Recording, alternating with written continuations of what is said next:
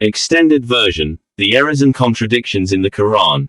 Introduction. Understanding the Quran's preservation and consistency. The Quran is regarded by Muslims as the final, unaltered word of God, perfectly preserved since its revelation to the Prophet Muhammad.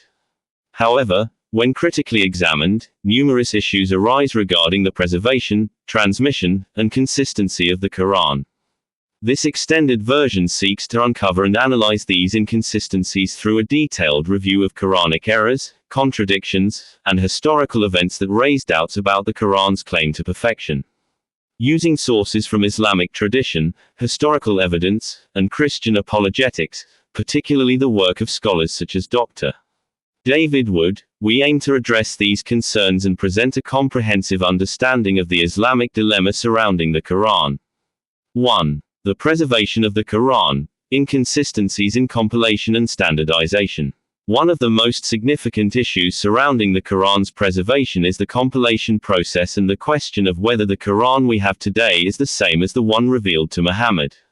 Early Islamic history reveals that the Quran was not compiled into a single, definitive text immediately after the death of Muhammad.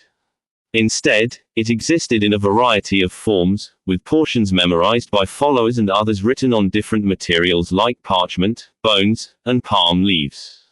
The existence of multiple versions of the Quran raised concerns, particularly as the Islamic Empire expanded and diverse groups began reciting the Quran in different ways. The Uthmanic Codex and the burning of other copies. Caliph Uthman ibn Affan, 644-656 CE, is credited with standardizing the Quran to avoid confusion among the growing Muslim population. This process involved compiling a single version of the Quran, which was created under the supervision of Zayd ibn Thabit, one of Muhammad's companions. Uthman's standardization was necessary because of the regional variations in the Quran's recitation, which differed in terms of dialects, pronunciation, and even words. The most controversial aspect of Uthman's standardization was the burning of other Quranic copies that did not align with the newly codified version. According to Islamic sources such as Sahih Bukhari, 6, 61, 510, and Sahih Muslim, Book 4, Hadith 105, Uthman ordered that all copies of the Quran that differed from the standard version be destroyed. This act of destruction raises a significant question. If the Quran was perfectly preserved, why would it be necessary to burn alternative versions? The destruction of these copies suggests that the Quran, as it was known during the time of Muhammad, was not completely standardized or unaltered. The question of perfect preservation. The need for the Uthmanic Codex and the destruction of other versions challenges the narrative of the Quran's perfect preservation. If the Quran had been divinely protected from error and alteration, there would have been no need to create a standardized version or burn other copies. This event raises serious questions about the original state of the Quran and whether it was always in its current form. 2. Variations in Quranic readings. The existence of multiple qira'at. Despite the Uthmanic Codex, the Quran continued to exhibit variations in its recitations. These variations are represented by the 7 qira'at, or canonical readings, which include differences in pronunciation, vowel markings, and occasionally the actual words used. These readings were accepted by early Islamic scholars and continue to be used in various parts of the Muslim world. Examples of variations. Hafs versus Warsh.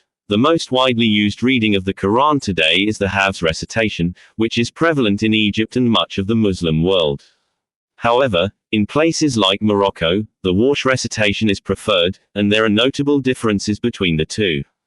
Textual variations. Some differences between these recitations involve the addition or omission of words, such as the difference between "you alone we worship" and "only you we worship."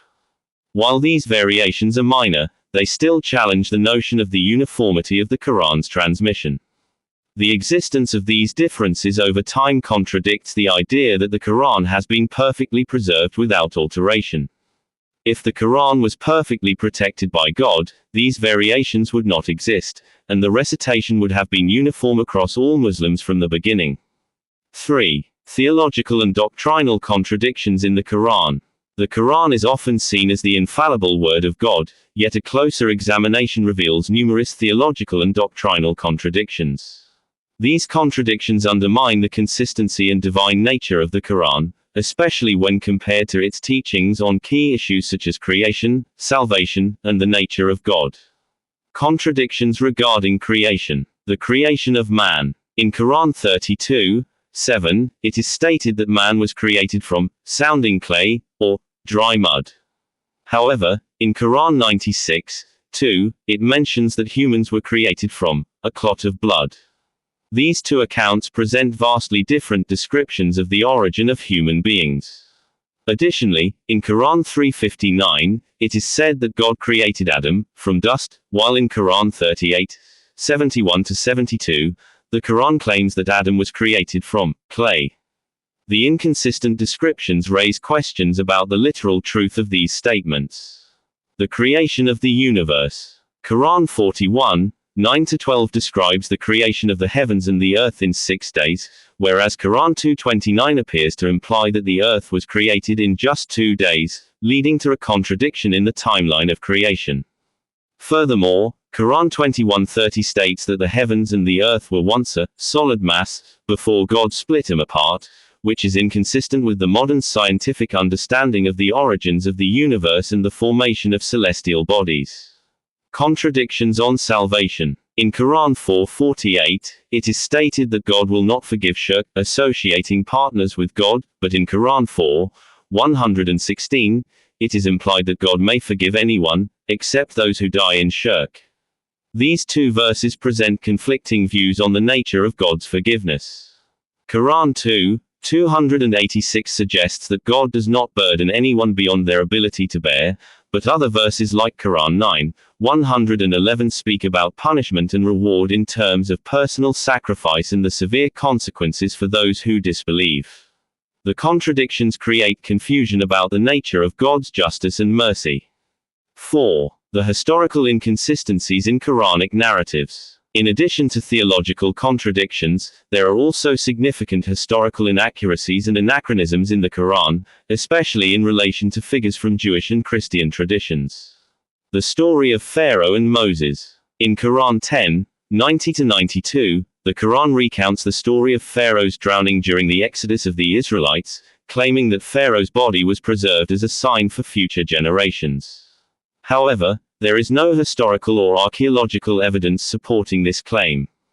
The Bible and other historical texts do not mention the preservation of Pharaoh's body, and no such evidence has been found to corroborate this event. The crucifixion of Jesus. The Quran makes a significant claim about the crucifixion of Jesus in Quran 4:157, stating that it appeared as though Jesus had been crucified, but in reality, he was not. This verse contradicts the Christian understanding of the crucifixion and resurrection of Jesus. Additionally, historical sources and the New Testament account differ significantly from the Quranic narrative. 5. The Islamic dilemma. The challenge of a perfect Quran. The Islamic dilemma refers to the contradiction between the Quran's claim to divine perfection and the historical evidence pointing to variations, textual changes, and inconsistencies. If the Quran is truly the eternal and unaltered word of God, why do we find variations in recitations, contradictions in theology, and historical inaccuracies in the text? The challenge lies in reconciling the Quran's claim of perfection with the reality of its compilation, preservation, and transmission. The burning of Quranic copies, the existence of multiple recitations, and the theological contradictions all point to the reality that the Quran was subject to human intervention and interpretation over time. Conclusion: the Quran's integrity in question. The historical, textual, and theological issues discussed above present a serious challenge to the claim that the Quran has been perfectly preserved in its original form. The compilation process, the burning of alternative copies, the existence of qira'at differences, and the contradictory theological teachings all suggest that the Quran is not as perfect as it is claimed to be. These issues raise important questions about the divine protection of the Quran and whether its current form truly reflects the revelation received by Muhammad. By critically examining these issues, we are better equipped to understand the complexities and contradictions within the Quran and the Islamic dilemma surrounding its authenticity.